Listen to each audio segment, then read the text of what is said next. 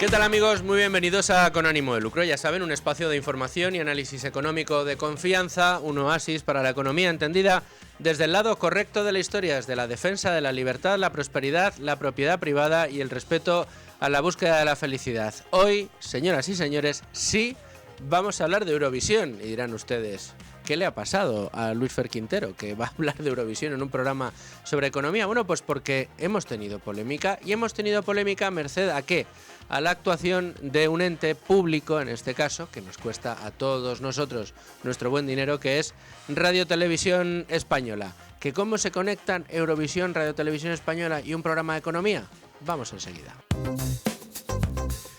Pues sí, efectivamente, el Festival de Eurovisión ha puesto en la picota, en la diana, no a Israel, no a Melody, no al ganador del festival, creo que era el representante de Austria, me perdonarán ustedes si no lo digo con exactitud, felicidades al ganador y pues un abrazo a Melody, que la pobre lo dio todo por lo visto en el escenario, aunque con escaso éxito. Pero yo no vengo a hablarles de quién ganó, quién perdió, quién hizo mejor su actuación o quién dejó de hacerla. Vengo a hablarles de cómo se comportó Radio Televisión Española durante todo el concurso, tanto en las semifinales previas como en el día de la final. Y cómo se comportó en concreto metiendo propaganda y política en un espectáculo de, en este caso, música, de canciones, un concurso de canciones mítico que todos nosotros recordamos, que lleva décadas con nosotros, en concreto 69, el año que viene hará 70 años, bueno, pues se dedicó a, digamos, manchar de política con un rótulo incluido, yéndose a negro, con un mensaje en español y en inglés, que quería, sin mucho éxito la verdad, porque gramaticalmente está mal construida la frase, pero lo que pretendía era protestar por la presencia de Israel en el concurso. Presencia, por cierto, que es tradicional y que ha estado durante prácticamente toda la vida del concurso. En cualquiera de los casos hizo política.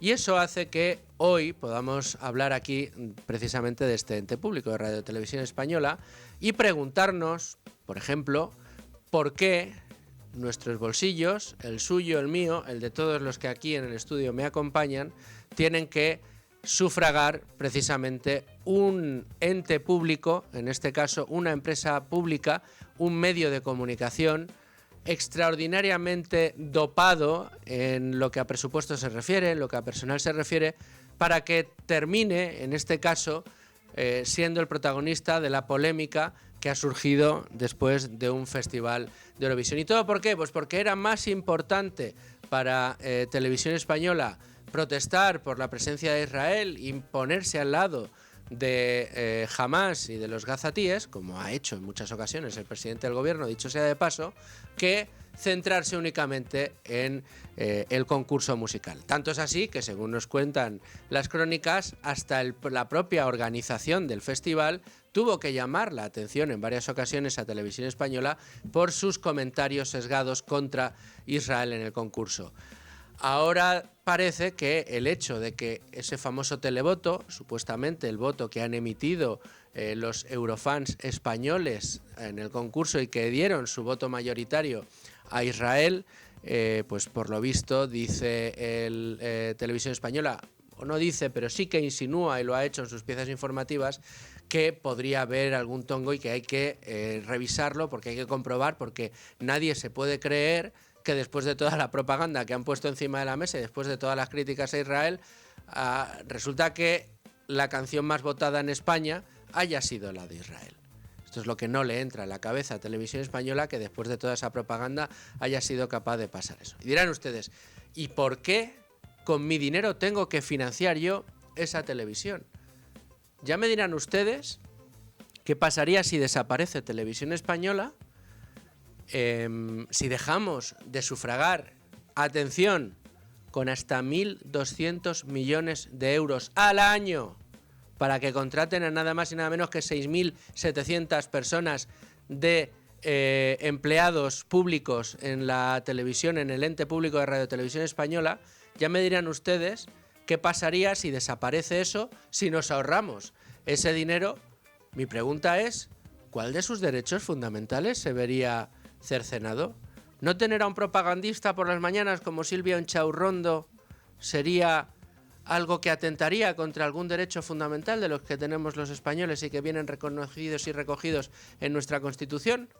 ¿Acaso el no disfrutar de una edición del clásico Sálvame en formato televisión española, que también cuesta un dineral, eso resulta que cercenaría también alguno de los derechos fundamentales que tenemos y que garantiza, como algunos pretenden defender, el hecho de que exista una televisión pública, un ente público? Tener un equipo enorme de informativos que cada día nos mandan la información sesgada desde el punto de vista del mandatario de turno que toma y que asume las riendas de un gobierno, en este caso sesgadas a favor, evidentemente, del Partido Socialista y de todo lo que al señor Pedro Sánchez le interesa. Esto también cercena algunos de los derechos fundamentales que tenemos. ¿Por qué narices tenemos que tener los españoles que sufragar con nuestro dinero un ente público como Radio Televisión Española? ¿Qué clase de informaciones o de productos audiovisuales, radiofónicos o vía internet no nos puede proveer el sector privado que nos provea el sector público? Yo contestar a esa pregunta para mí es muy sencillo. Ningún derecho se cercena quitándolo. Es más, tendríamos mucho más pluralismo y no haría falta dedicar tantos recursos a un ente público que los consume sin ningún tipo de freno ni límite, porque no es capaz de calcular. Porque como tira de la caja común de los españoles y depende del nivel de penetración que necesite el gobierno de turno de las ideas y de la propaganda que quiere poner encima de la mesa para que se alcancen unos determinados objetivos, pues regará con dinero suficiente como para contratar a toda la gente que haga falta. Por eso existe una diferencia tan importante entre los sueldos, por ejemplo, que paga Televisión Española a sus empleados y los sueldos que se paga en el sector privado a los periodistas. Por eso hay una diferencia tan grande entre lo que genera un medio de comunicación, como pueda ser, o un grupo de comunicación, como los grandes grupos de comunicación, A3 Media o Mediaset, con lo que nos cuesta, en este caso, Televisión Española. Además, hay que recordar que Televisión Española compite en audiencia con el resto de medios que también tienen que pagar cánones e impuestos para que siga existiendo Televisión Española. Hoy vamos a dedicarle el programa completo a el ente público Radio Televisión Española. Vamos a analizar con pelos y señales hasta el último número todas las cuentas del ente público. Vamos a compararlo con lo que hace el sector privado en este, que yo no digo que sea un ejemplo, que aquí hay medios privados que no lo hacen nada bien y que han tenido tradicionalmente el apoyo del gobierno para precisamente que hagan la propaganda que el gobierno quiere. Pero lo que esos medios no hacen es costarnos dinero, porque le cuesta dinero a sus propios accionistas, no a los españoles. En cualquiera de los casos, como les digo, vamos a analizar hasta el último euro, hasta el último dato, hasta el último empleado y los contratos que mantiene ahora con productoras también afines con el gobierno. Todo eso enseguida, pero antes nos vamos a ver la portada de Libre Mercado. Y estamos ya con Beatriz García. ¿Qué tal, Bea? ¿Cómo estás? Muy buenas. Vamos a ver qué asuntos nos trae hoy la portada de Libre Mercado. Bueno, pues hablamos como cada lunes del artículo de José María Rotellar, nuestro analista de cabecera el primer día de la semana, y bueno, pues el artículo lo dedica a la energía y titula Rotellar: el tercermundismo energético golpea a la economía española. Bueno, pues aquí en este análisis repasa el coste del apagón, de esas 10 horas fatídicas, de cómo ese coste, claro, puede multiplicarse si no se han tomado los remedios necesarios para evitar cortes, evitar ceros energéticos como el que sufrimos el pasado día 28 y la negativa, la cabezonería de este gobierno de no querer asumir que las renovables generan en el sistema inestabilidad.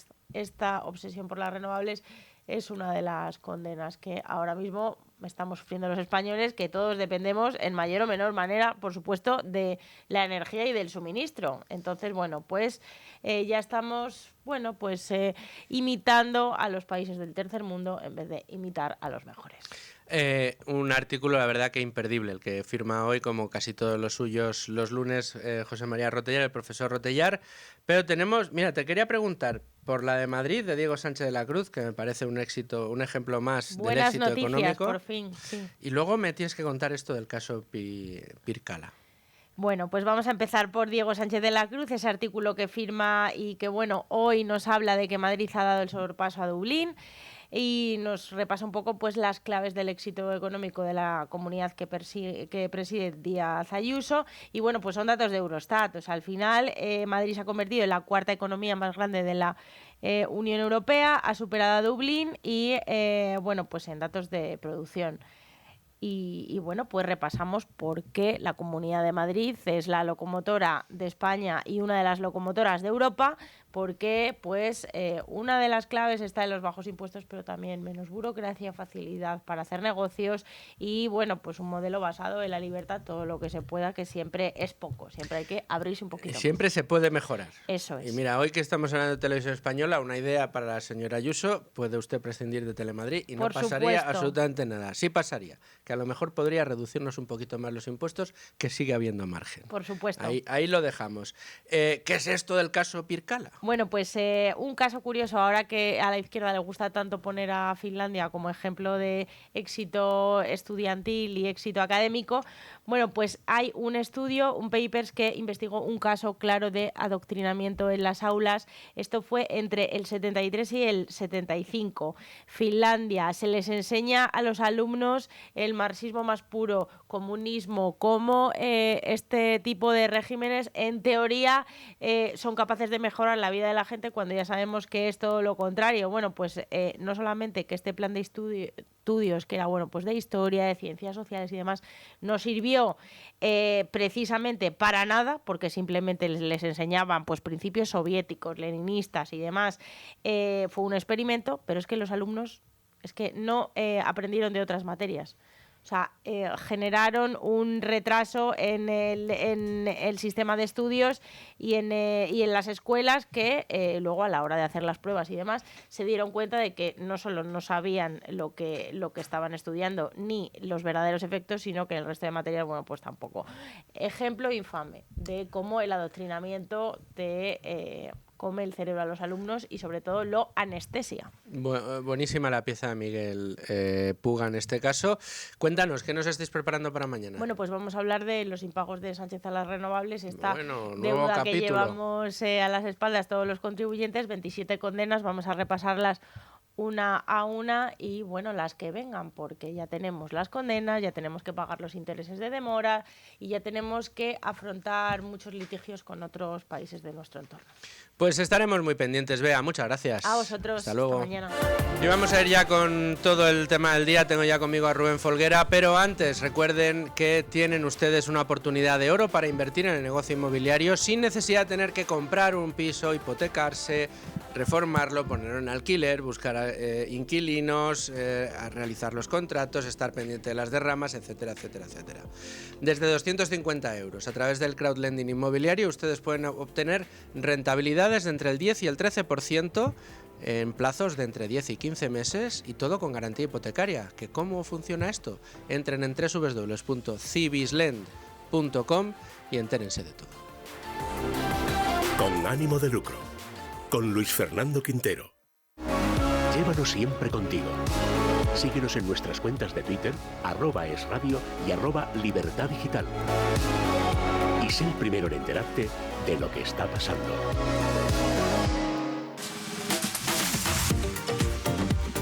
Este debate va de servicios públicos. Con ánimo de lucro, con Luis Fernando Quintero. Y ya conmigo Rubén Folguera, ¿qué tal? Muy buenas tardes. Buenas tardes, ¿qué tal? ¿Has buceado en los números de Televisión Española o no? Un poco sí. A ver, ¿y qué has descubierto? Pues lo que tenemos es que RTV tiene un presupuesto de unos 1.200 millones de euros anuales. Es decir, que nos cuesta cada año a los españoles 1.200 aproximadamente, 1.200 millones de euros. Eso En realidad no estoy en lo cierto porque cada año aumenta el presupuesto, con lo cual cada año nos cuesta un poquito más. Claro, y del mismo modo, el gasto en personal de RTV supera más de un 50% lo que mantienen tanto Mediaset como A3 Media en conjunto. Y por tanto, esto dirías, pues quizá una inversión de este calibre se vería en la audiencia, se vería en el producto que se ofrece a los consumidores. Pues no, porque lo que tenemos es que con datos del primer trimestre de 2025, A3 Media es la cadena, o el grupo mediático, mejor dicho, líder en nuestro país, con un 26% de cuota en todo el día y un 25,4% en prime time. En segundo lugar, Mediaset, con casi el 25% durante todo el día y más del 23% en prime time. Y luego, en tercer lugar, tenemos a RTVE con alrededor del 15,5% de cuota de pantalla durante todo el día y casi el 17% durante el prime time. Es decir, que con un presupuesto mayor que el de A3 Media y Mediaset, con un personal infinitamente mayor que el de A3 Media y Mediaset, me atrevería a decir con medios físicos y técnicos mucho más caros de los que tiene A3 Media y Mediaset, Radio Televisión Española tiene una audiencia notablemente inferior al de estos medios de comunicación. Pero es que no es solo eso, es que hay que recordar que aunque compite por repartirse la tarta de la audiencia con empresas privadas, estas empresas privadas no solo pagan impuestos de sociedades que, entre otras cosas, van destinadas a sufragar, entre otras cosas, la televisión española, sino que también tienen que pagar unos cánones específicos para que exista televisión española. Es decir, a los medios privados nos obligan a pagar para sufragar el medio público con el que luego competimos en audiencia. ¿Ustedes lo entienden? ¿Ustedes creen que esto tiene sentido? ¿Ustedes creen que esto es necesario para garantizar un derecho fundamental consagrado en la Constitución? Yo no. Rubén. Y es que además hay que tener en cuenta que mientras que la plantilla total del personal de Radio Televisión Española casi llega a los 7.000 empleados, en cambio, si sumamos los que tienen en conjunto A3 Media y Mediaset, vemos que la plantilla sería de unos 3.500, es decir, que es más del doble. O sea, A3 Media y Mediaset juntos son 3.500. Sí, eso es. Y mientras tanto, A3 Media y Mediaset, todos los empleados de los dos grandes medios de comunicación, conglomerados de comunicación en España, son la mitad de lo que tiene, o menos de la mitad de lo que tiene Televisión Española. así es. Y Estos son los recursos públicos que usted paga, usted, que nos está escuchando, que nos está viendo. Rubén, que está aquí a mi lado, también lo paga. Amalio, que es nuestro técnico y realizador, también lo paga. Emma, que es nuestra realizadora para que ustedes nos vean a través de YouTube y de televisión y de todos lados, también lo paga. Esta casa en su conjunto, el Grupo Libertad Digitales Radio, también lo paga. A3 Media y Mediaset juntos no tienen ni la mitad de los empleados que tiene Televisión Española para registrar una audiencia paupérrima. Y todo en nombre de un derecho de todos los españoles, que ya me dirán ustedes cuál es. No me digan el de información, porque ese ya lo cubrimos los medios privados. Pero hay más. sí, porque, y esto teniendo en cuenta que, por ejemplo, en el número de directivos se ha reducido un 15% durante... Bueno, mira, por una buena noticia, han reducido el número de directivos. ¿A cuántos? ¿A 4? A 191. Ah, 191 Es que había 220 directivos. antes. Ah, amigo, 191. Ustedes me dirán, claro, para dar un servicio que cubra un derecho fundamental consagrado en la Constitución para todos los españoles, es necesario que existan nada más y nada menos que 191 directivos en un ente público de 6.500 o de 6.700 empleados que pagamos absolutamente todos. Para que luego nos hagan polémicas en contra de Israel, a favor de Gaza, de Hamás, con rótulos mal escritos en televisión, realizaciones de pena las que hacen en televisión. 191 puestos directivos en una televisión pública que se dedica a contratar a Broncano, a Sálvame, a Javier Ruiz. ¿De verdad? ¿Esto lo tenemos que pagar la fiesta entre todos, incluidos aquellos con los que luego competís? En fin, Rubén, dame el último dato que ya me voy encendiendo y que tengo aquí ya a Sandra León esperando. Pues como publicaba hace un mes escaso Diego Sánchez de la Cruz en Libre Mercado, hay que tener en cuenta que entre 2018 y 2023 la deuda de Radio Televisión Española ha aumentado de los más o menos 300 millones de euros hasta los 700 millones de euros. Mientras que, por ejemplo, en el año 2024 A3 Media registró un beneficio consolidado de 120 millones de euros. Encima nos endeuda un poquito más cada año Radio Televisión Española, pero por lo menos ha reducido a 191 el número de directivos. Tremendo. Rubén, muchas gracias por esos datos. Ahora nos vamos al análisis, a manosear esos datos con Sandra León. Sandra León, compañera, amiga, ¿cómo estás? ¿Qué tal? Muy buenos días, encantada de estar aquí.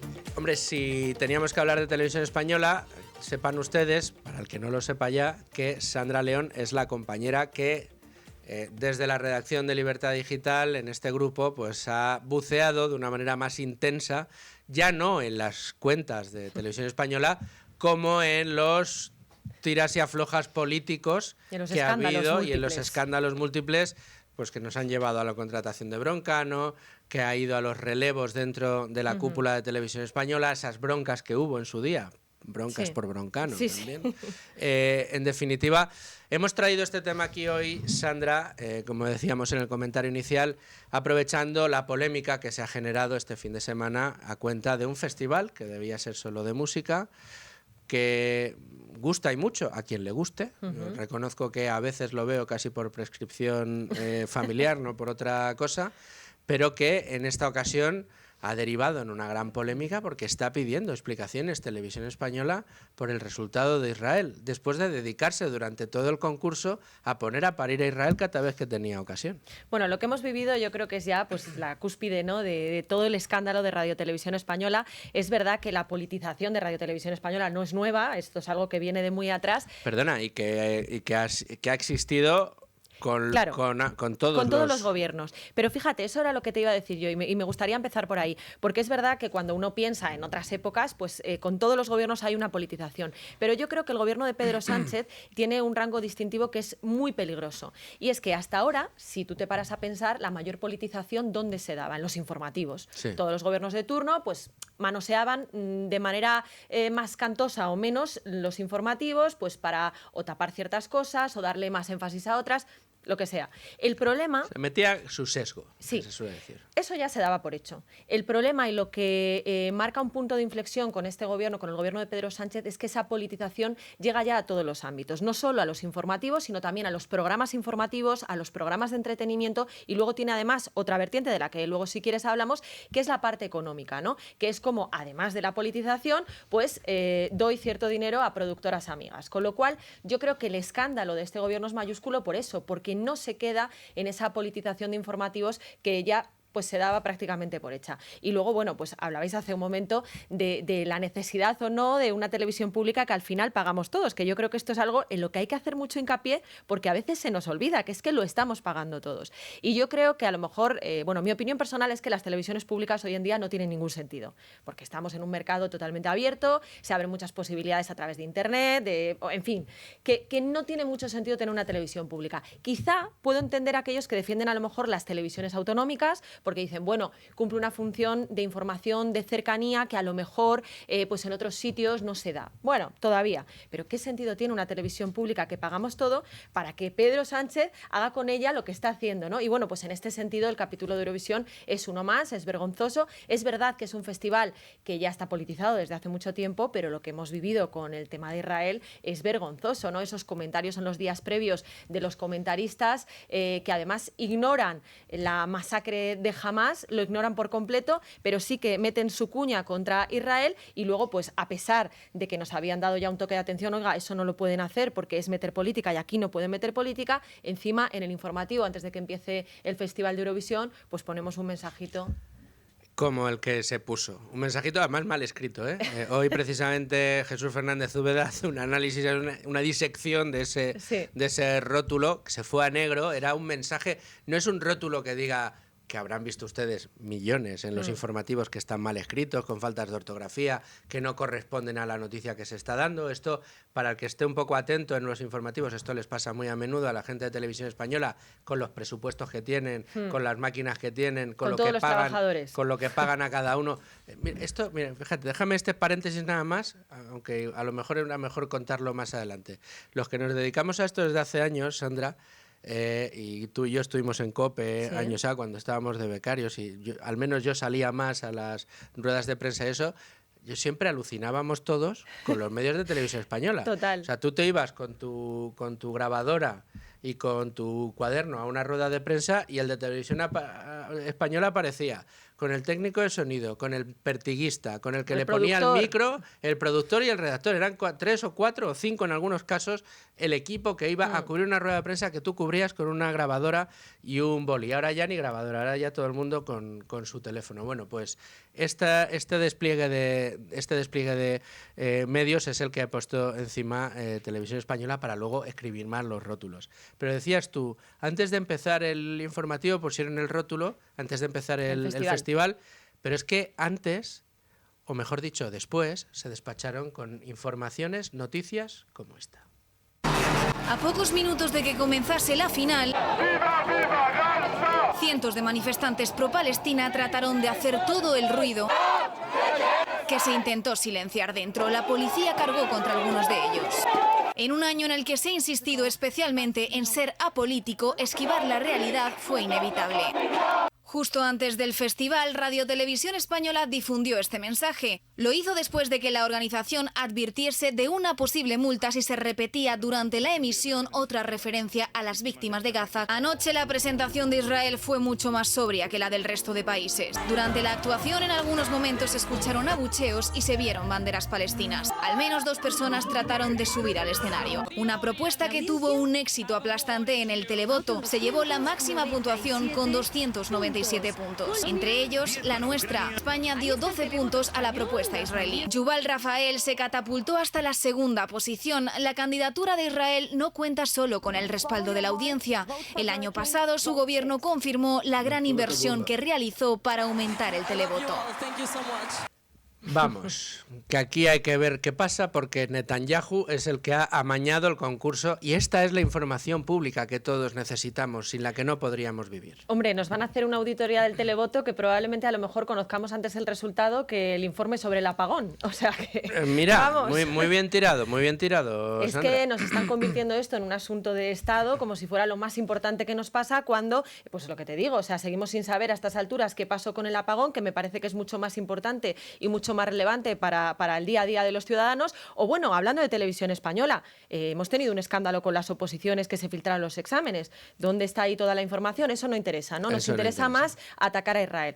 Bueno, pues es que esto es un escándalo, se mire por donde se mire. Es un escándalo tras otro y un escándalo que además ha venido precedido por otro que tú estuviste siguiendo al dedillo, que fue la llegada de José Pablo, que no fue una llegada pacífica. No, José Pablo no fue una llegada pacífica. Pablo López, actual presidente del ente público. Sí, hay que recordar que él ya había salido previamente del Consejo de Administración, bueno, pues por una serie de broncas que hubo a raíz de toda la contratación de Broncano y demás. Se daba por hecho que le iban a rescatar y efectivamente así ha sido, ¿no? Y bueno, pues hoy en día José Pablo López es evidente y cualquiera que lo escuche hablar lo percibe claramente sin que haya que añadir nada más, que no es un presidente de Radio Televisión Española, lo que es un comisario ideológico totalmente del gobierno de Pedro Sánchez, ¿no? Y bueno, pues ahí lo tenemos. Y luego ya, pues lo que te decía antes, esto del Festival de Eurovisión, pues es como la gota que ha colmado el vaso, el último ejemplo, si queremos decirlo así, de esa politización, pero son muchos los ejemplos que tenemos de la manipulación que hace este gobierno en muchos frentes y que además es muy peligroso, porque yo decía antes, por un lado están los informativos, que eso ya, pues como yo decía, casi todos los gobiernos, quien más, quien menos, mete la mano. Luego están los programas bueno, primero los programas informativos, porque, ojo, cualquiera que vea La Mañana de la 1 o el Mañaneros de Javier Ruiz, madre mía, yo de verdad que alguna vez que lo escucho... Bueno, el Mañaneros de Javier Ruiz parece que ha sido el rescate del Telepedro que querían para Prisa y que no... Es que ya no necesitan Telepedro. Con esta Televisión Española, que van a necesitar Telepedro, que hay que poner dinero privado. No, es que esto es dinero público, lo pagamos todos y es lo que tenemos. Cuando tú ves Las Mañanas de la 1 1 o cuando ves el Mañaneros de Javier Ruiz, ves un mundo paralelo. Dices, pero ¿qué me he perdido? ¿No? ¿Dónde estoy? ¿Esto de qué están hablando? A lo mejor me he equivocado de día, porque hay veces que hay informes de la UCO, que hay escándalos múltiples de Pedro Sánchez, y oye, que de eso no se habla nada, ¿no? Luego también tenemos otros programas de entretenimiento, que es la segunda parte de la estrategia, que sirven para contrarrestar otros programas informativos de otras cadenas que a lo mejor pues pueden ser muy delicados para el gobierno y que no nos interesan. Entonces les combatimos, ¿no? Y es ahí donde entra Broncano, por supuesto, donde entra también La Familia de la Tele, el nuevo Sálvame, que además está pinchando en audiencia, que ese es otro tema. Y luego también tenemos pues el tema de Malas Lenguas en la 2, de Cintora, que también, pues quien no quiera el nuevo Sálvame, quien no quiera La Familia de la Tele, pues mientras tanto tenemos en la 2 a Cintora pues combatiendo todo, que yo ya no lo he vuelto a ver, he de reconocer, porque ya el médico no me lo permite, pero en el primer episodio yo dije, ¿esto qué es? O sea, me acuerdo que fue cuando salió el informe de Europa de la UCO, y no, o sea, es que le dedicaron como 50 segundos y nada de hablar de la llamada de Hidalgo a Begoña Gómez, ¿no? Sino que abrían el programa, atención, con 4 nostálgicos del franquismo que presentaban un libro y montando ahí el pollo, pues ¿para qué? Para transmitir a la audiencia, ojo, que viene la ultraderecha. Es mejor quedarse con lo malo conocido. O sea, es que de verdad es vergonzoso. Sí, clama al cielo. Y eso gastándose auténticas millonadas cada año en, no sé, planes, objetivos, no sé si llegan a llamarlo planes estratégicos para tratar de incrementar la audiencia, pero con muy escaso éxito. ¿Sabes quién es otro de los periodistas de los compañeros, Sandra, que más y mejor conocen todos los entresijos de Televisión Española? Hombre, me ha admirado Rubén Arranz. Bueno, pues Rubén Arranz no lo tenemos aquí, pero sí está al teléfono. Rubén, ¿cómo estás? ¿Qué tal? ¿Cómo estáis, amigos? Oye, qué bien lo estabais explicando, la verdad. Me estaba indignando escuchando y he escrito ya sobre ello, o sea, que estaba muy bien explicado. Bueno, pues, todo ello indignación. Pues precisamente, para que quiera profundizar, Rubén Arranz hoy firma en El Independiente. Radio Televisión Española gastó 453 millones de euros para potenciar solo la 1, no hablamos de todo el grupo, sí. El primer canal de Televisión Española. Pero su incremento de audiencia fue, atención, residual. ¿Cómo son los números, Rubén? Vamos a ver, la Intervención General de la Administración del Estado hace un informe anual sobre la contabilidad de RTV. El informe es fantástico, la verdad, porque está muy bien detallado y eso nos lleva a concluir que los auditores hacen bien su trabajo. Otra cosa es lo que hacen o cómo lo hacen, mejor dicho, quienes se gastan el dinero. Entonces, llama mucho la atención, son casi 300 páginas de informe que me han filtrado. Y ahí se ve, por ejemplo, que el coste de producción, los costes de producción de la 1 son de 453 millones de euros. Esto del año 2023. Incrementaron el gasto ya con José Pablo López, que entonces era director de contenidos generales, ahora es presidente. Incrementaron el gasto el 15%. Son un poco más de 80 millones más que el año anterior. Y solamente consiguieron un incremento de audiencia en la 1 del 0,6%. Todo esto en un momento de crisis de Mediaset, de crisis de Telecinco, en el que evidentemente podían haber aprovechado más esa situación. Es muy interesante el informe porque cuenta los más de 200 millones, por ejemplo, que se gastan en productoras audiovisuales, señala todo tipo de cuestiones que ellos tienen a la hora de contratar, episodios que nos entregan a tiempo, otros que tienen una duración diferente a la que aparecía en el primer contrato y tienen que firmar adendas y todo tipo de ampliaciones. Cuestiones como, por ejemplo, de repente emiten una gala de los Grammys Latinos que se realizaba en Málaga y les cuesta solamente una noche 12 millones de euros. 12 millones de euros. En una noche. Tuvo buena audiencia, pero porque tuvo un 19% de audiencia, pero claro, que es que son 12 millones de euros de gasto. Que claro. pagamos todos, que pagamos todos. Claro, entonces, para ellos, exactamente. Entonces, claro, para ellos son como las típicas cosas del día a día. Este gasto es normal, pero si te pones a analizarlo fríamente, sin estar metido en el tema de RTV día a día, dices, por aquí de verdad es un sumidero de millones de euros. Competiciones deportivas cuestan de repente emitir los Juegos Olímpicos 60 millones de euros, que puedes llegar a entender que eso está bien para las federaciones deportivas o por el interés general, pero de verdad hay que pagar todo ese precio y eso se hace con una aportación extraordinaria porque RTV no es capaz de administrarse ese año para pagar con su contabilidad normal, con el dinero que recibe habitualmente de los contribuyentes en el 92%, dice el informe, de todo su presupuesto, no es capaz de quitar de un sitio para invertir en otro. Tiene que siempre reclamar partidas adicionales.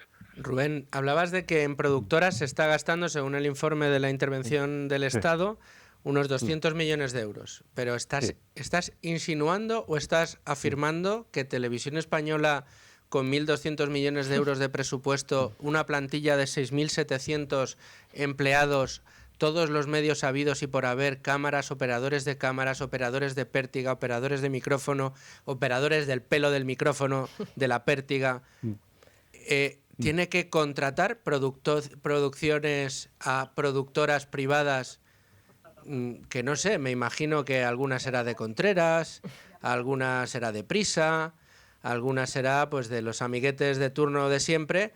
O sea, teniendo todo ese capital que tiene Televisión Española, de empleados, de medios técnicos, de toda clase de medios, además hay que gastarse 200 millones de euros en producciones privadas. Claro, a ver, iba a decir una cosa, y es que, por ejemplo, en Prado del Rey no se puede hacer una serie de ficción, Águila Roja, por ejemplo. Lo que pasa que es verdad que también hay grandes especialistas en ficción, como Javier Ruiz, por ejemplo. Es decir, a lo mejor ese argumento me cojea un poco. Están mal colocados, hay que reubicarlos. Sí, exacto. Pero es muy curioso, compran películas, por ejemplo, a productoras, cuyo pase llega a costar hasta 1 millón de euros. Un domingo por la noche a lo mejor le cuesta 1 millón de euros el pase de una película, o le han costado los derechos de esa película 1 millón de euros a RTV. Es que es mucho dinero. Yo creo que la gente lo tiene que saber. Luego que cada cual opine lo que considere oportuno, porque a lo mejor hay gente que piensa que emitir Spider-Man 3 está bien para Televisión Española. Yo considero que es un escándalo, pero bueno. Y luego está, claro, el otro gasto. Ellos se gastan 500 millones de euros al año casi en mantener a su plantilla, pero luego de repente invierten 2 millones de euros en contratar a la productora de lo que decía Sandra, del programa de Jesús Cintora. Sí. O se gastan otros 3 en contratar Mañaneros 360, que es el programa donde está Javier Ruiz, que dime a mí si con una plantilla de más de 1.200 periodistas ellos no pueden hacer un magazine informativo. Eso al final es porque buscan primero una línea editorial marcada a través de periodistas contratados que llegan para eso, y luego también evidentemente lo que buscan es repartir dinero entre productoras afines. Hay un contrato sobre el que repara este informe que me resulta muy significativo, que es el que llevó un programa que se llamaba Días de Tele al horario de máxima audiencia de la 1. Estaba presentado por Julia Otero. Se lo vendió a Televisión Española José Miguel Contreras, que entonces era el dueño de la coproductora. Luego ya se la compartía la propiedad con Prisa, y ahora la han echado de Prisa. Ese programa costó 4,5 millones de euros. Consiguió una audiencia que creo que era de 800.000 espectadores de media. El tertuliano estrella era Contreras, porque ya no es que le venda el producto, es que se puso él de tertuliano estrella y le presentaban como un catedrático de comunicación. Es decir, que además el tipo, además de ganar mucho dinero con la televisión pública, encima tiene ese toque manidoso. Entonces, claro, al final te das cuenta y dices, eso no lo puede hacer RTV, es decir, un programa de entrevistas, no lo pueden hacer ellos. No pueden incluso, a lo mejor, contratar, a lo mejor ellos consideran que es necesario adobar el programa o adornarlo con un presentador, a lo mejor. Sí, pero el resto... ¿El resto? Es decir, y al final la conclusión que sacas es que hay una parte de ese dinero que se utiliza para regar a un sistema clientelar, evidentemente. Y ese sistema clientelar ya no solamente está formado por gente que hace programas informativos, sino también por gente que hace programas de entretenimiento y de humor. Ahí está Buenafuente, otra vez ahora, de una de las estrellas del prime time televisivo. Buenafuente es otro de los que siempre son críticos, cojeando la crítica, es decir, siempre se tapan un ojo para ser críticos, y que se lleva mucho dinero. Simplemente un dato: él hace un monólogo en TV3 todos los años, por Navidad. Ese monólogo este año lo produce El Terrat, que era la productora, que era suya, y cuando estaba medio en la ruina se la vendió a Mediapro. Por ese monólogo factura, por una hora de monólogo, 200.000 euros. Una hora de trabajo, 200.000 euros. Yo no sé, reitero, si conocéis a mucha gente que gane 200.000 euros por una hora de trabajo. A mí todos los días no me los pagan, desde luego. No, bueno, y te quedas corto. Oye, fíjate, pensaba yo, con todos estos datos de Televisión Española, las reflexiones de Sandra, las que hacías tú, puede ser que uno de los grandes problemas que exista para mantener una televisión pública con todo lo que estamos contando es que, entre otras cosas, una televisión pública no tiene forma de calcular cuánto cuestan las cosas. Es decir, todos sabemos cuántos son los salarios que cobran los periodistas de Televisión Española si los comparamos con los salarios de media que se cobra dentro del sector privado. Todos sabemos lo que cobran los operadores de cámara, todos sabemos lo que cuestan todos los recursos, y cómo se sobredimensionan los recursos necesarios para sacar adelante un trabajo porque parece que es a lo que no se le da importancia, ¿no? Pues es una gran pregunta. De hecho, en el informe, seguro lo desgranaré en un tema más amplio estos días, aparece una relación de lo que cobran de media los trabajadores de RTV. Los nuevos no cobran mucho más de 30.000 euros anuales, pero es que la media de los trabajadores de RTV es decir, 54.000 euros de salario, que viene a ser más o menos unas 4,3 o 4,4 veces el salario mínimo, si no me equivoco. Un poco menos, 4 veces más o menos. Los directivos cobran de medio 110.000 euros. Los 191. Sí, los 191, sí, eso es, exactamente. Entonces, claro, por supuesto los salarios están bastante por encima del mercado, pero es que, no sé, por ejemplo, la corresponsalía en Bruselas, si no recuerdo mal el informe, cuesta 600.000 euros al año. Yo entiendo que puedan tener una sede en Bruselas para tratar los asuntos que son relevantes dentro de la capital de la Unión Europea. Es decir, hay gastos que más o menos llegas a pensar, esto forma parte del servicio público. Ahora bien, dime a mí qué servicio público es el programa de Cintora. 2 millones de euros. Bueno, ¿Qué servicio público da? Da un servicio a un partido. Eso te iba a decir. Servicio público a Pedro Sánchez, desde luego, se lo da todo. O sea que... Claro. Pero además... Lo del... Perdona que te corte, Sandra. Lo del ecosistema de tertulianos. Bueno, es que eso es tremendo. Claro, es decir, llegan a cobrar hasta 450 euros por ir. Eso es verdad que Bob, no es la... El otro día que publicabas, además, sí, si no me equivoco, una columna sobre eso, ¿no? Sí, eso es. Por ida a 59 segundos, los tertulianos cobran 450 euros. Y el problema es que eso no es ya lo que digan ahí, el efecto que tiene después en la sociedad. Es que esos contertulios saben que para que les llamen, ellos tienen que tener una determinada línea. Eso y es. ya no solamente me refiero a una línea de defensa del gobierno, sino también a una línea crítica. Para que te llamen para ser un tertuliano crítico con el gobierno, para Televisión Española, tampoco te puedes salir de un determinado carril. Entonces, por ejemplo, claro, asuntos como de repente tenemos hoy al presidente este fin de semana en una reunión de la Liga Árabe, el único líder europeo que fue. Le hemos tenido en China de viaje hace unas semanas. Le vamos a tener en Turquía el próximo viernes. Hay preguntas que realmente son lacerantes, o por lo menos necesarias. ¿Qué hace el presidente reuniéndose con todos los miembros del otro bloque, del bloque que está enfrentado a los países de Occidente? Esa crítica, que me parece fundamental, ya sabe el tertuliano crítico que va a Televisión Española, que a lo mejor si la hace, si es especialmente crítico y se sale del carril de lo que considera la crítica correcta, no le vuelven a llamar. Entonces, claro, se crea un sistema de dependencias, un sistema que también es clientelar, que lo que hace al final es fortalecer la posición de la propaganda en España e incluso ampliarla, incluso hasta los medios que nosotros consideramos conservadores, donde sabemos que hay elementos que son tertulianos habituales que no se salen de ese carril. Y yo sé que me gano enemigos diciendo esto, pero es que creo que la gente lo tiene que saber. Y luego hay otra cosa, Rubén, que estamos hablando de los salarios, pues de los tertulianos, de los directivos, demás, pero hay otro capítulo que complementa toda esta historia, que es el tema del Consejo de Administración. Un Consejo de Administración que hay que recordar que pasó de 10 a 15 miembros, que nos costaba 96.000 euros, creo que era, y ha pasado a costar 1,5 millones de euros, y que además ha perdido toda función de control en favor del presidente, que es José Pablo López, con lo cual al final se pierde todavía más ese sistema de contrapesos que podía haber y que debía haber en una televisión pública, ¿no? Pues mira, está muy bien eso dicho, porque es así. Y de hecho hay dos ejemplos que a lo mejor os llaman la atención. Este fin de semana, el sábado por la tarde, de repente deciden introducir el cartelito de apoyo a Palestina después del telediario, jugándose la presencia de la UER, la Unión Europea de Radiodifusión, una multa. La UER realmente es más relevante de lo que parece, porque ya no solamente es que gestiona Eurovisión, sino que gestiona todo tipo de derechos deportivos, intercambio tecnológico entre televisiones públicas, es decir, es una especie de agrupación de televisiones públicas de toda Europa. Es decir, es la Unión Europea de las televisiones, por decirlo de alguna forma así. Introducen el cartelito, y ellos identifican el cartel con el apoyo a Palestina. No identifican el cartel con lo que realmente era, que esa era una evidente injerencia gubernamental del gobierno, de la postura del gobierno en RTV. Y el presidente de RTV, José Pablo López, que yo le llamo la persona más obediente de España, cumple esa función. Es muy curioso porque en el año 2016, no sé si recordáis, 2019, antes de un debate electoral, había 2 debates electorales programados. Uno en A3 Media y otro en Televisión Española. Y de repente Pedro Sánchez dijo, voy a encabezar las encuestas, solamente quiero debatir un día, dile a Rosa María Mateo que ponga el debate de la 1 el mismo día que A3 Media y así no vamos a la 3 Media.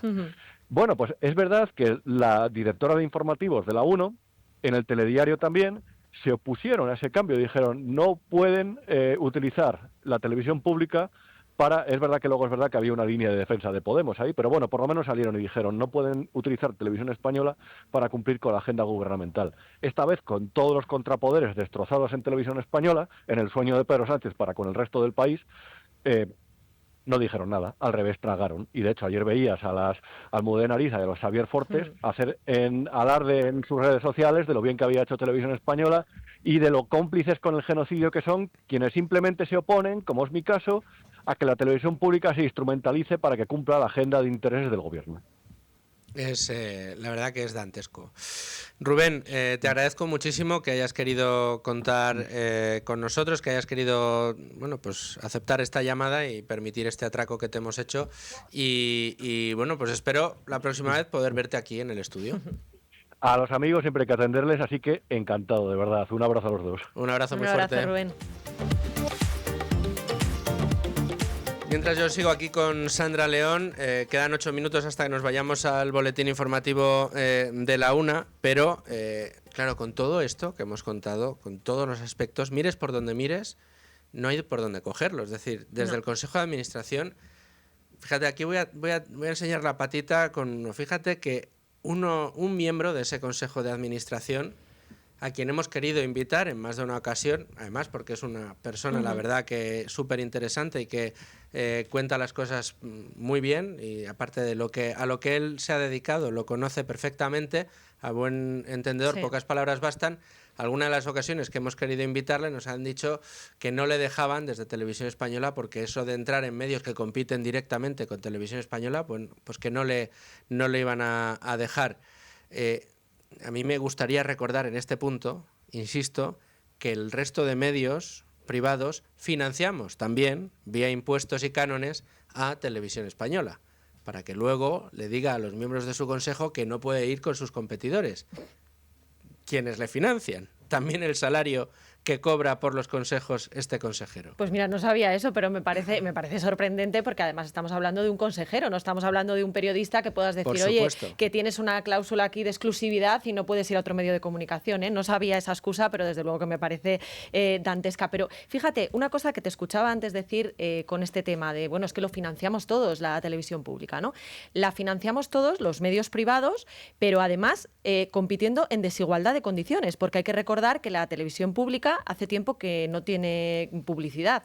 Esto es una ventaja, porque te permite, pues eso, el emitir del tirón determinados contenidos sin desconexiones que al final puedan hacer que la gente haga zapping. Y aún así, con todas las ventajas del mundo, se gasta una millonada y no consigue la audiencia que necesita, porque bueno, el informe que hoy publicaba Rubén Arranz, pues es demoledor, ¿no? 450 millones de euros para que luego la ventaja en términos de audiencia sea residual. Nos hemos gastado también un pastizal en la familia de la tele, en el nuevo Sálvame, y más allá de todas las cuestiones morales de si tiene que estar este programa en una televisión pública o no, es que encima ni siquiera hace la audiencia que se espera, porque si dices, bueno, mira, es que ha arrasado en audiencia, pues mira, nos dan un bofetón a los que estábamos criticando y dicen, bueno, es que por lo menos por aquí hay mucha gente interesada y tiene que estar en la televisión pública.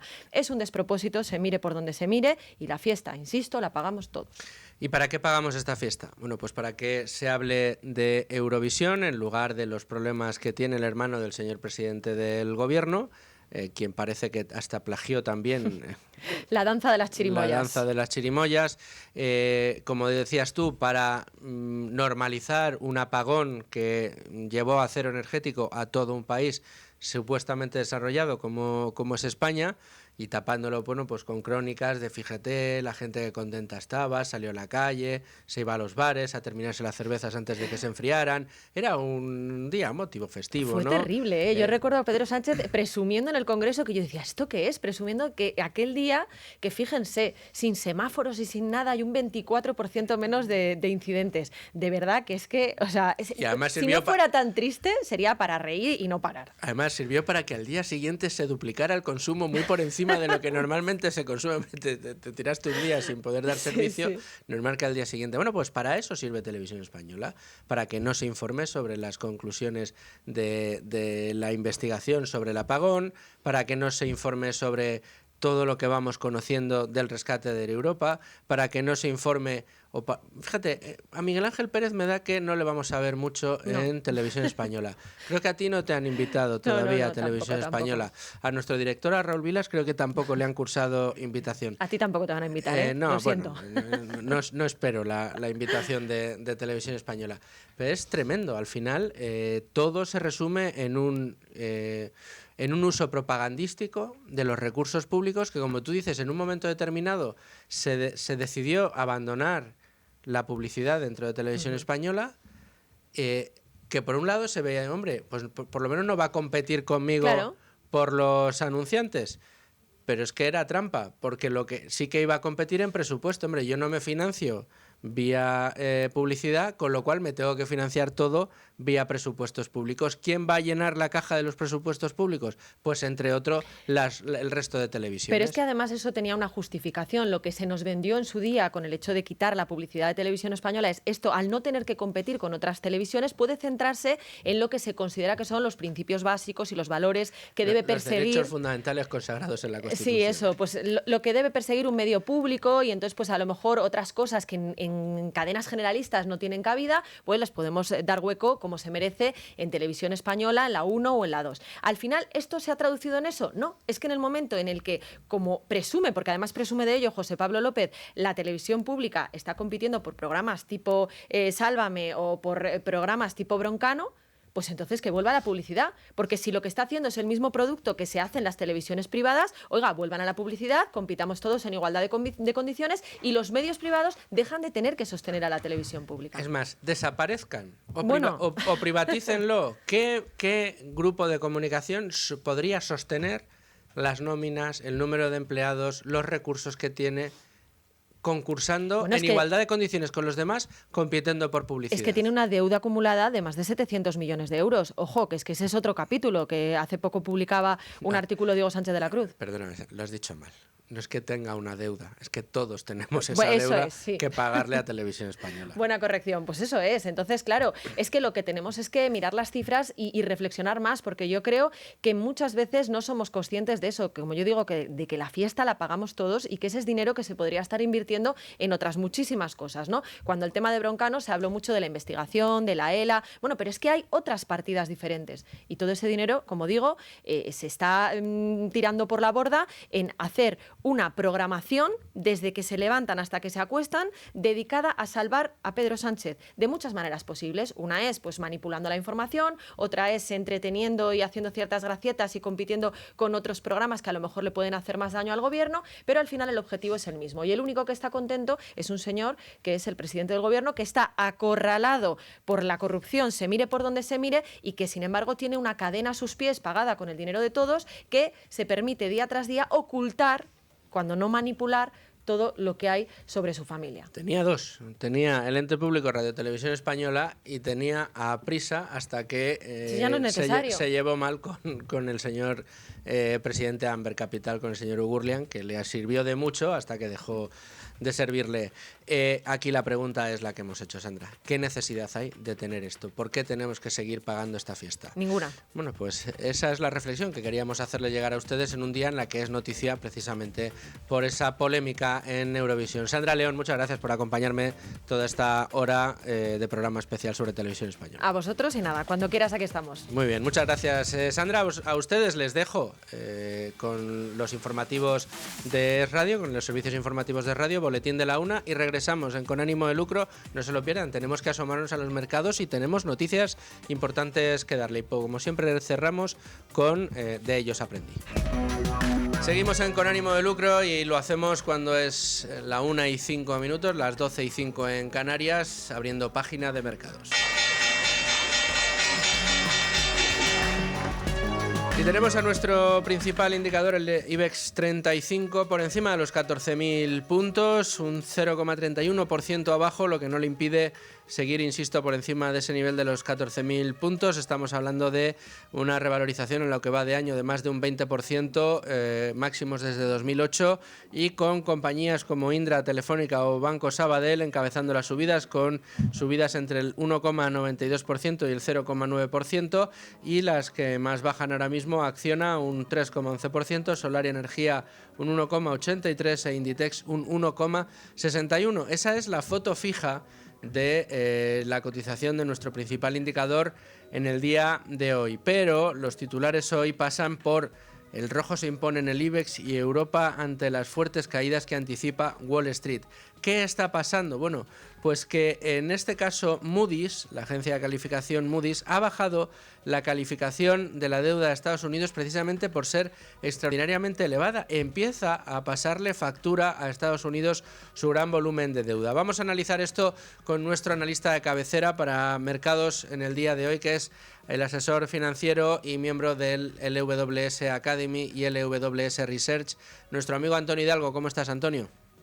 Hola Luis, ¿qué tal? ¿Cómo estás? Muy bien, muchas gracias por atender la llamada de Con Ánimo de Lucro en el día de hoy, un día en el que anunciamos que teníamos noticias en el mundo bursátil, y es que hemos tenido esa información de Moody's sobre la deuda norteamericana, y esto anticipa que cuando abra Wall Street todo hace indicar que será con fuertes caídas.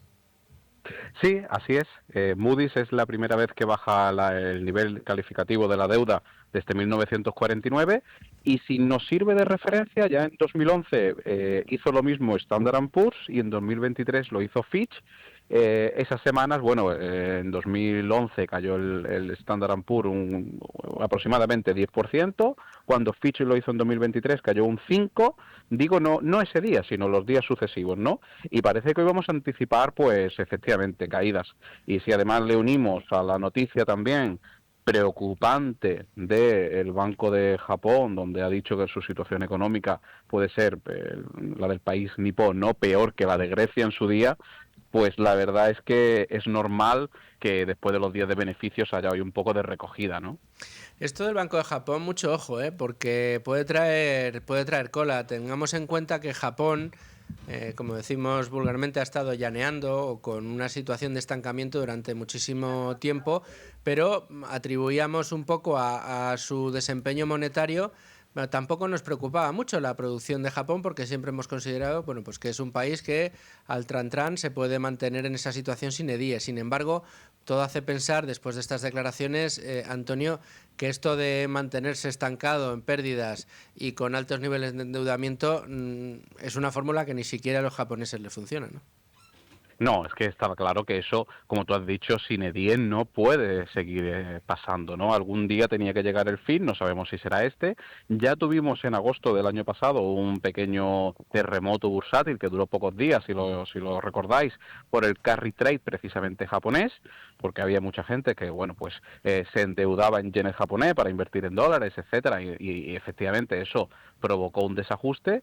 Y vamos a ver también si lo que estamos anticipando del mercado en rojo en Estados Unidos, pues también habrá que ver qué parte de cuota tiene que ver lo que está pasando en el Banco de Japón, porque es preocupante, porque, a ver, no es la única economía que está en esa situación, sino una situación de mucha deuda y poco crecimiento, están muchas de las principales economías occidentales, así que habrá que estar muy atento a ver si Japón, ojalá nos equivoquemos, pero no sea el canario en la mina. Llevamos tiempo, Antonio, anticipando la posibilidad de una famosa reversión a la media en Estados Unidos, en el mercado norteamericano. Cierto es que parecía que después del Día de la Liberación quizás hubiera sido el catalizador, pero hemos visto cómo los mercados se han recuperado completamente, incluso por encima de los días previos a ese Día de la Liberación, también en Estados Unidos.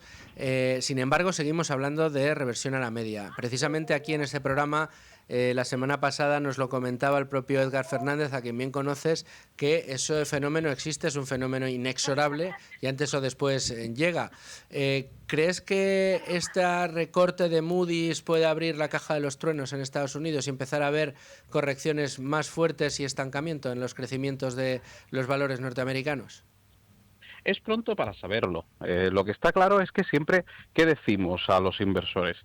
Ayer, por ejemplo, en el programa semanal que nosotros hacemos en el Sanedrín, siempre mostramos un índice que se llama de indicador de miedo-euforia, y precisamente en el día de la liberación, con caídas del 15 o el 20%, ese indicador estaba en mínimos, en miedo extremo. No suele ser mala opción entrar en renta variable cuando el indicador está en ese punto. ¿Qué pasaba el viernes cuando cerró el mercado antes de que se subiera la noticia de Moody's? Bueno, porque estábamos muy cerquita de entrar en euforia extrema, es decir, en un mes hemos pasado de miedo extremo a euforia extrema. Ahí, cuando estamos en euforia extrema, siempre hay que ser cautelosos, porque efectivamente la reversión a la media existe y venimos de subidas en los índices americanos de años anteriores. Es cierto que las presentaciones de resultados de este primer trimestre, que ya prácticamente han acabado, aunque falta la de Nvidia, están siendo muy positivas, pero yo diría que cautela a todos aquellos inversores. Siempre solemos hacer lo contrario de lo que se debe hacer, pero es lo que nos pide el cuerpo. Cuando hay ruido, vender, y cuando hay calma y alegría, comprar, ¿no? Y es justo lo contrario, como tú sabes que siempre comentamos.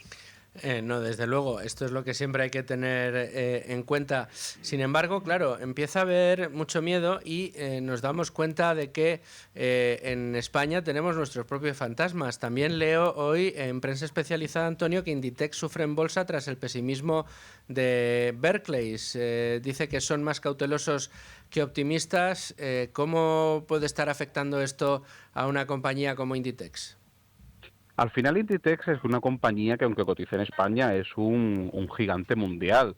Y está claro que Inditex tiene una parte importante de logística, está expuesta a muchos mercados. Obviamente, si la situación arancelaria sigue, pues se va a ver impactada. Y todo ello sin olvidar de que hay tambores de recesión, ¿no? Que también se están escuchando, que Estados Unidos está intentando no entrar en recesión, lo que hemos comentado de Japón. Entonces, pues Inditex, si al final el consumo se frena en todo el mundo, si al final temas logísticos se ven impactados precisamente por tema arancelario, Inditex obviamente tiene que sufrir. Aparte de todo eso, que son temas globales que afectan a la compañía está haciendo un viraje, un pivotaje muy interesante de comercio tradicional en tienda y online a prácticamente volcarse en el online. De hecho, si cualquiera de nosotros vamos por una tienda, vemos cómo en los últimos años ha cambiado su modelo de negocio y las tiendas son más escaparates para que puedas comprar después tranquilamente en tu casa. Entonces es cierto que se enfrenta ahí a retos tanto externos o que no puede ello Inditex manejar, como es el tema de inflación, recesión, aranceles, como retos propios internos en un sector también muy competido. Entonces, bueno, seremos confiantes de que Inditex, que siempre ha sido una empresa modelo en la gestión, sepa resolverlos. También tenemos como noticia que la Unión Europea acuerda lanzar un fondo conjunto de defensa ya por fin de 150.000 millones de euros. Vemos como Indra sigue subiendo, otras compañías del sector también. Aunque ya hemos dicho en más de una ocasión, Antonio, que este tipo de cosas has de anticiparlas antes de que suceda, de que se advierta que hay que invertir en defensa. Este tipo de noticias sigue alimentando el relato y sigue haciendo que estas compañías se comporten, bueno, pues como se están comportando, ¿no?, al alza. Sí, así es. Está claro que Europa tiene que invertir mucho en defensa. Yo creo que eso es algo que a esa conclusión llegamos todos. Todavía no somos capaces de ver la magnitud, bueno, aunque ese fondo ya se ha creado. Y es cierto que, como se dice muchas veces en el argot bursátil, el dinero fácil ya se ha hecho, es decir, el dinero que las empresas estaban castigadas y de una forma relativamente fácil se ha ganado ahí una subida.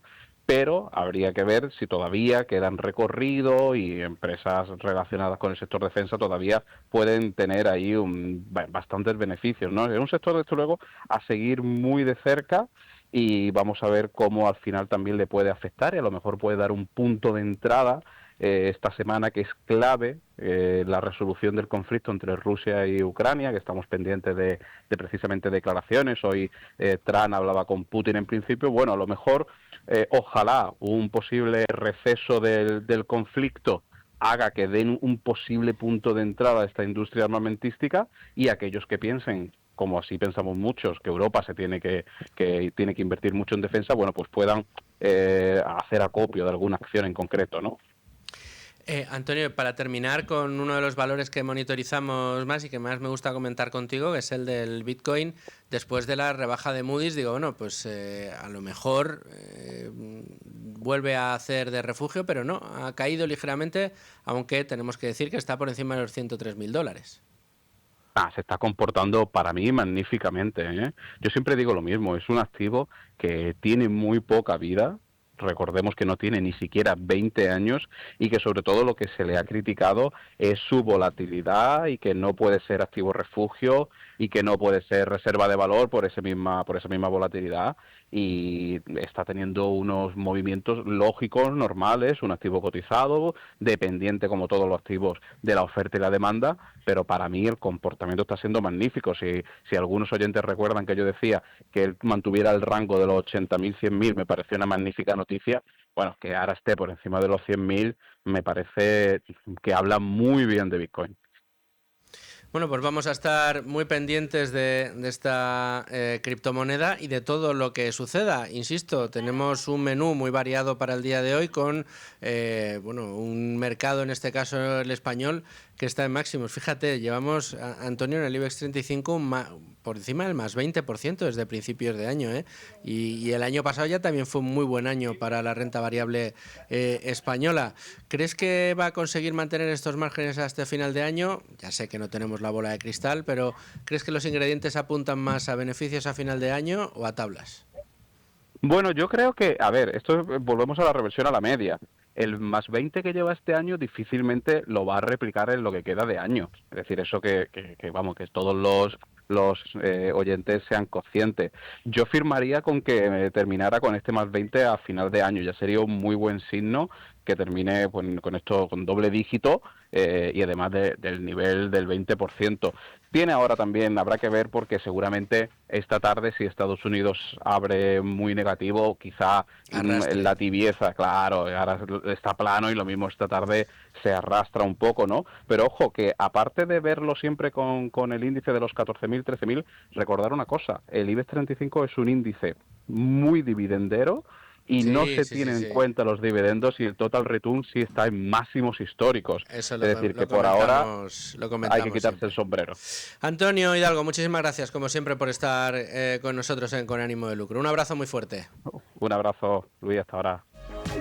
Y estamos ya, como todos, o casi todos los lunes, con Rocío Recio, del equipo de Relación con Inversores de Cobas Asset Management. ¿Cómo estás, Rocío? ¿Qué tal? Muy bien, buenas tardes. En este repaso a frases importantes de la historia de la inversión y de la economía. Eso es. Y hoy me traes a un autor, pues muy importante, un autor que debemos leer, que es Frédéric Bastiat, y que nos trae una frase que quizá pueda ser un poco abstracta, pero que tiene muchísimo sentido. Sí, sin duda alguna, desde luego. Esta frase que os traigo hoy de Frédéric Bastiat, que fue un economista, escritor, legislador francés, al que se le considera uno de los mayores teóricos del liberalismo de la historia y que fue parte incluso de la escuela liberal francesa. La frase, que proviene de su ensayo Lo que se ve y lo que no se ve, allá publicado por 1850, es la siguiente. Y dice, en economía lo que se ve es importante, pero lo que no se ve es crucial. Claro. Y yo creo que es una frase que, aplica, te diría, a todos los ámbitos, es decir, al económico, al de las inversiones, al financiero, al personal, al de la vida, o sea, a todos los ámbitos. Y que tiene mucho que ver precisamente con la corriente de la que él es un importante representante, que es el liberalismo, ¿no? Una corriente económica que, el gran acierto que tiene es querer mirar más allá de los efectos mismos económicos que ves en el corto plazo y mirar siempre aquello que normalmente no se ve, ¿no? Eso es. Cuando tú estás detrayendo de recursos públicos para fomentar el empleo, no te fijas en el empleo que podría haber creado aquel a que le has quitado el dinero con el dinero que le has quitado, ¿no? Efectivamente. Entonces, la parte oculta que siempre existe, por mucho que a ti no te la quieran enseñar. Eso es uno de los pilares del pensamiento, como bien decías, económico clásico liberal. Y aunque a priori pueda parecer una idea pues bastante simple, por así decirlo en apariencia, esconde muchísimo. Y yo creo que, fíjate, hablando de ese ejemplo que has puesto, el ejemplo clásico que atribuye mucho esta frase es el de la ventana rota, que yo creo el que... escaparate roto. Efectivamente, ¿no? Que Bastiat propone una muy buena parábola, que es muy conocida, y es que imaginemos, por ejemplo, que un niño lo que hace es romper el cristal, el vidrio de, no sé, de una tienda, de una panadería. Eso es. Vale, entonces algunos pensarán, bueno, pues al menos el vidriero, es decir, el que va a reponer ese cristal, esa ventana, pues va a ganar dinero, va a ganar su pasta. Pero claro, ¿qué no se ve? Pues que con ese dinero que el panadero en este caso pues tendría que hacer frente a ese gasto, pues no va a poder consumirlo o hacerlo en lo que él quisiera, pues comprarse, yo qué sé, unos zapatos o ahorrarlo o hacer lo que quisiera o en invertir en su propio, más grande, efectivamente, su propio negocio. Entonces, el gasto en la ventana es verdad que no va a generar una riqueza adicional, sino que simplemente lo que va a hacer es reemplazar una pérdida, ¿no? Y ahí viene, yo creo que también otro de los términos importantes, que es el coste de oportunidad. Es decir, por supuesto, que también muy hilado al concepto central en la economía. Coste de oportunidad, que suele ser uno de esos efectos ocultos, que no son explícitos en los eventos económicos a los que estamos acostumbrados, ¿no? Bueno, pues eso de, oye, no me he gastado este dinero, me he gastado este dinero en algo, o he tenido que pagar estos impuestos por algo, pero no los puedo gastar en otra cosa que hubiera supuesto una inversión. Y esto también hila mucho con el principio del crecimiento de la generación de riqueza, que difiere mucho el origen de esta generación de riqueza de los autores keynesianos a los liberales. Los keynesianos consideran que es el consumo, el gasto, lo que hace que la economía se mueva y se genere riqueza, cuando en realidad, si lo miramos bien, precisamente por estos efectos ocultos, los liberales siempre han recordado que la riqueza proviene de la inversión, del ahorro y la inversión. Esto es lo que permite ser cada vez más productivos, y esa productividad permite que tengamos cada vez pues más riqueza, más prosperidad. Hablábamos, Luis Fer, del ejemplo clásico de la ventana rota, y hablabas tú al principio de una aplicación moderna que podríamos determinar, que es precisamente lo que decías, el gasto público frente a una inversión privada. Esa política que va a crear empleos más hacia el corto plazo, es verdad que es bueno porque, oye, al final lo estás generando, pero claro, puedes ocultar esos empleos que no estás generando o que no se crean en un largo plazo, ¿no? Pues por subida de impuestos o por deudas, etcétera, ¿no? Y lo mismo pasa con el rescate de industrias o de países. Ayudar a una industria que está en problemas o una economía, es verdad que a principio o a priori en el corto plazo puede resultar beneficioso, pero ojo a lo que esconde esa distorsión posible del mercado en el largo plazo, o de la economía en concreto, o del país, ¿no? Entonces yo creo que es verdad que nos basamos en un mundo donde los titulares se enfocan muchísimo en lo inmediato, y Bastiat, yo creo que con esta frase que os traigo hoy, invita precisamente a pensar, pues como bien decías, con más profundidad, más con una vista hacia el largo plazo. Es, por así decirlo, un llamado a usar la economía como una herramienta de análisis y no tanto como de apariencia, ¿no? Bueno, sí, y decías tú también al principio, Rocío, que es una enseñanza para la economía, pero para otras muchas cosas también. Pensemos en la asignación de gastos o inversiones o ahorros que hagamos nosotros cada uno de los que nos estén escuchando, para cada mes, para cada año. Bueno, pues sustituir gastos por inversiones a lo mejor en un futuro nos pone en una situación mucho más, mucho mejor para afrontar los problemas que podamos tener, y no siempre tomamos esas decisiones porque no vemos el efecto invisible, el que está por debajo. Mira, me encantaría que una protagonista habitual de este programa, que es Yolanda Díaz, hubiera leído a Bastiat para resolver uno de los grandes problemas o quizá empeños que ella tiene, que es el tema de la reducción de la jornada laboral. Porque además ella utiliza un argumento pues que tiene cierto sentido, claro, si no has leído a Bastiat, que es, hombre, si miramos cómo están las economías más desarrolladas con las que nos queremos comparar, a las que queremos llegar, nos damos cuenta de que allí sus trabajadores tienen que trabajar menos horas que nosotros para alcanzar grandes producciones, con lo cual, cuanto menos trabajemos, más produciremos. Este es el razonamiento que hace Yolanda Díaz, Sin embargo, hay que recordarle a Yolanda Díaz que las cosas no son como aparentan y que el efecto oculto tiene mucho sentido. Y es que para llegar a esa situación han tenido que trabajar mucho, han tenido que invertir mucho, han tenido que esforzarse mucho para conseguir incrementar su productividad muy grande, de una manera importante, e inversión para que esa productividad siga siendo creciente. Efecto que produce que ya no les haga falta trabajar tanto para producir lo mismo. Pero va antes una cosa que la otra. Claro, si no, la reducción al absurdo para Yolanda Díaz, si no trabajáramos seríamos campeones mundiales en producción. Totalmente, no, totalmente de acuerdo. Y aplicado también, por ejemplo, a los mercados, a las inversiones, pasa exactamente lo mismo. Es decir, no hay que quedarse únicamente con lo superficial, ¿no? Con lo que ves. Hay que indagar. Yo creo que así es donde vas a encontrar verdaderas oportunidades de inversión. Analizando, indagando, siendo paciente en tus decisiones, con una mirada muy crítica, una visión a largo plazo, y hay que ir, pues obviamente, más allá. O sea, no quedarse, como bien decía nuestro querido Bastiat, en lo que se ve, sino lo que no se ve, que desde luego en cualquier ámbito es más que crucial.